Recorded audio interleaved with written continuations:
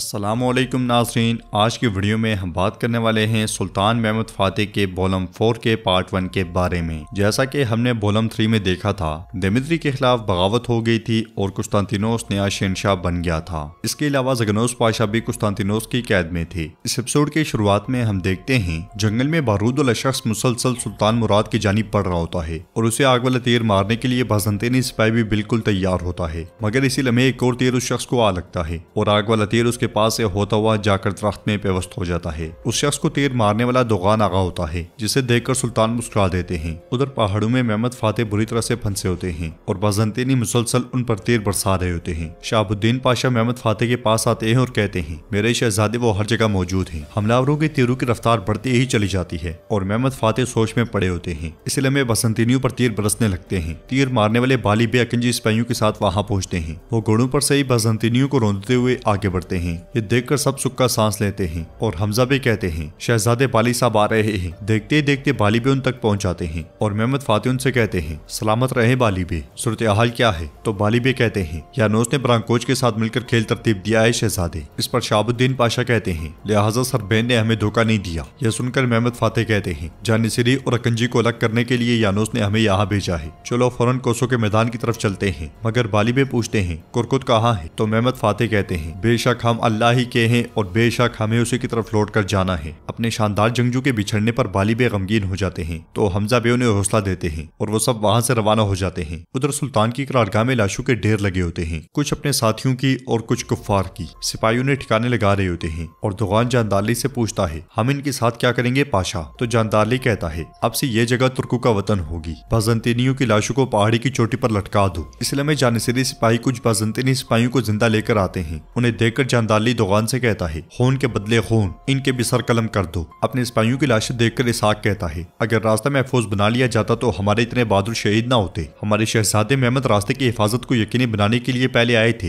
लेकिन जाहिर है कि वो नाकाम हो गए। तो दुगान कहता है, हम कह सकते हैं, लेकिन सुल्तान की जान भी शहजादे की दी गई बंदूकों से ही बच पाई है। यह सुनते साथ ही कारा मुस्तफा मुस्कुरा देता है। इसलिए में सुल्तान खेमे से बाहर आते हैं और जानदारली से पूछते हैं, क्या सूरत हाल है? तो जानदारली कहता है, मेरे सुल्तान हर चीज तरतीब में आ गई है, सब कुछ अभी के लिए तो महफूज नजर आ रहा है, लेकिन यानोस नहीं रुकेगा। रास्ते और पुल वो हर जगह घात लगाकर हमारे इंतजार में हैं, यहाँ तक कि अकंजी और शहजादे महमूद रास्ते की हिफाजत को यकीनी ना बना सके। नाजरीन, इसके बाद अगले मंजर में हम देखते हैं खेमे में सुल्तान अपने करीबी लोगों के साथ मौजूद होते हैं और जंग का मंसूबा तरतीब दे रहे होते हैं। जानदारली कहता है, हमारी अकंजी फौज हमारी तुक्कों से कम है सुल्तान। रोनोसो के बेटे बुरात किले के साथ मामला सुलझा रहे हैं। सिर्फ मालकोच के बेटे नहीं आए, तुरान के बेटे आ गए हैं, मगर इनके साथ जीतना हमारे लिए मुश्किल हो जाएगा। सुल्तान पूछते हैं, बाली बे की तरफ से कोई खबर? तो जानदारली कहता है, कोई खबर नहीं मेरे सुल्तान, हम तादाद में भी कम है और हालात भी हमारे खिलाफ हैं सुल्तान। फिर इसाक कहता है, मैदान दलदलों से भरा पड़ा है और रास्ते में भी बहुत सी रुकावटें हैं। हमारे सिपाही अगर दलदलों से गुजर भी जाएं तो वो रुकावटों में फंस जाएंगे, लिहाजा हम अपनी मौजूदा घुड़सवार फौज को इस्तेमाल नहीं कर सकते। ये सुनकर सुल्तान कहते हैं, वो चाहते हैं कि हम घुड़सवार फौज के बगैर आएं, लेकिन वो भी इसी हालत में आएंगे। जानदारली कहता है, जैसा आप कह रहे हैं वैसा ही लगता है सुल्तान, लेकिन घोड़ा तुर्कों के लिए परों की मानिंदा काफरों के लिए नहीं। परों के बगैर फतह मुमकिन नजर नहीं आती। इस पर सुल्तान कहते हैं, फिर हमें अकंजियों के लिए रास्ता खोलना होगा जानदारली। सबसे पहले सिपाही दुश्मन की रुकावटें खत्म होने तक हाथों से मुकाबला करेंगे। जब ये रुकावटें तोड़ लेंगे तो दलीर और अकंजी मरकज में यानोस के खेमे की तरफ मार्च करेंगे। जानदारली कहता है, इतनी कम तादाद के साथ ये बहुत मुश्किल होगा मेरे सुल्तान, ताहम अगर शहजादे और मालकोच ओगलो यहाँ होते। जानदारली की मुसलसल नाउमीदी देखकर सुल्तान गरजते हुए कहते हैं, हम ये सोच कर के वो बहुत ज्यादा है खौफजदा नहीं होंगे। हम सिर्फ इसलिए पीछे नहीं हटेंगे कि हम तादाद में कम हैं। आज या तो हम फतेहयाब होंगे या शहीद। हमारी जबानों के बजाय हमारी तलवारें बोलेंगी। नाजरीन, इसके बाद अगले मंजर में हम कोसो का मैदान देखते हैं, जहाँ पे दोनों फौजें आमने सामने होती हैं, मगर यानोस की फौज सुल्तान के मुकाबले में कई गुना ज्यादा होती है। दोनों अतराफ की फौजें सफ ब सफ खड़ी होती हैं और अरबान उस्ताद की बनाई गई तोपें भी बाज़ंतीनियों के पास मौजूद होती हैं। यानोस कार्डिनल के साथ खड़े होकर अपनी फौज की सरबराही कर रहा होता है। शहजादे महमूद और बाली बे अब तक नहीं पहुंचे होते। उस्मानी लश्कर को देखकर कार्डिनल यानोस से कहता है, ऐसा लगता है कि उस्मानी तनहा नहीं आए। तो यानोस कहता है, इनकी अहम तरीन ताकत अभी भी मैदान जंग में नहीं है। कार्डिनल पूछता है, क्या वो पहुंच पाएंगे? तो यानोस कहता है, मुझे नहीं लगता।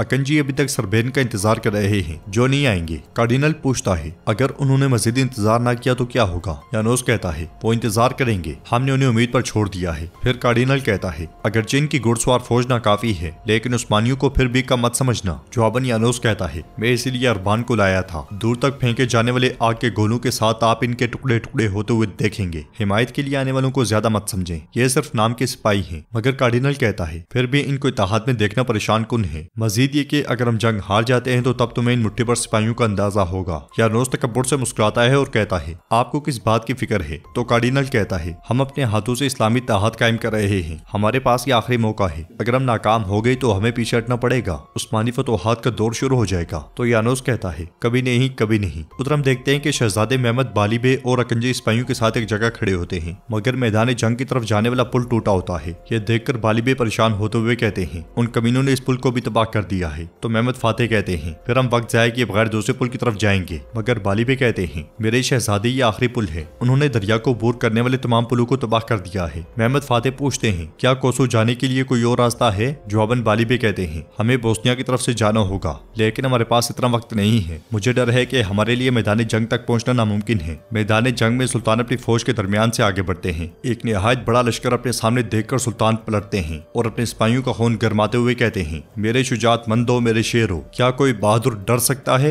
ये दिन डरने का नहीं। क्या कोई बहादुर अपने रास्ते से पीछे हट सकता है? ये दिन पीछे हटने का नहीं। कुफार के दिलों में खंजर घोंपने और उनकी गर्दनें उड़ाने का वक्त आ गया है। शाहीन जैसे अपनी आंखों से दुश्मन के दिलों में खौफ बिठा दो। हमारा भेड़ियों का झुंड फतेयाब हो। रियासत आलिया के बहादुर जंगजुओं, इस्लाम का, इंसाफ और तुर्कों की बहादुरी का पूरी दुनिया में ऐलान करने का दिन आज का दिन है। जमीन और आसमान अल्लाह के नाम से गूंज उठेंगी। अल्लाहु अकबर, अल्लाहु अकबर। ये कहते साथ ही सुल्तान घोड़े की दोनों टांगे फिजा में बुलंद कर देते हैं। फिर अपनी तलवार बेनियाम करते हुए कहते हैं हमारी जंग मुबारक हो। सुल्तान के ये कहते साथ ही एक दस्ता बाज़ंतीनी फौज की जानिब दौड़ पड़ता है। ये देखकर दूसरी तरफ से दुगना बाज़ंतीनी दस्ता भी भाग पड़ता है। कुछ देर भागने के बाद वो मैदान जंग के दरमियान में टकरा जाते हैं। दूसरी तरफ से आने वाला बाज़ंतीनी दस्ता 3 गुना ज्यादा होता है। यानोस और सुल्तान अपनी अपनी जगह खड़े होकर इस सारे मंजर को देख रहे होते हैं। कुस्तुनतुनिया के जिंदान में दिमित्री ज़गनोस पाशा से कहता है अब सिर्फ मौत बाकी है, हम रास्ते के इख्तिताम पर पहुंच गए हैं ज़गनोस। तो ज़गनोस पाशा कहते हैं आज मरे या कल, इससे क्या फर्क पड़ता है? मौत का जायका हर फानी चीज को चखना है। जवाबन दिमित्री कहता है अगर तुमने मुझे उस आग से नहीं निकाला होता